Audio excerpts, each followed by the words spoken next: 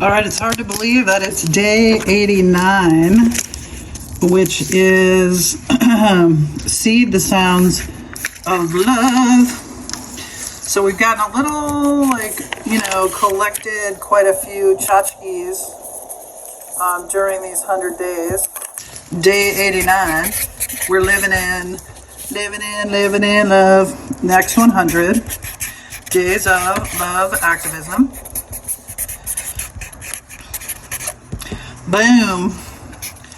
We have seeding the sounds of love. So seed the sounds of love. I got the sweetest hangover. I don't want to get over. So this little enchilada of every time we have a little loving thought, we're planting seeds of connection and joy. This is about listening to what people are saying, receiving what they're offering. And when we seed the sounds of love, we are really being in our listening heart. We're connecting, we're aligning deeply with our inner power. And our affirmation for today is going to take us to the moon, because divine intelligence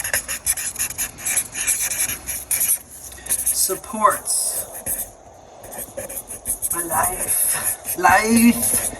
This is it, man. This is it. This is the little life, the little seeds that plant and grow. So divine intelligence, and those of you who know, you know, some of this is based on Emanuel Swedenborg's Divine Love and Wisdom, which is all about light angels, in essence, cracking into divine, the divine presence of humanity. And so divine love and wisdom is the intelligence that when we cultivate the conditions for our seeds to blossom, they naturally blossom through our care and work.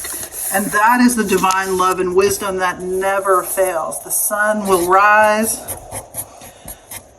The dew will continue to manifest. The soul and our soil that we tend to, that we care for, will flourish into our heart's divine purpose for this lifetime. So Sharpie this shit. Let's get ourselves grooving and moving.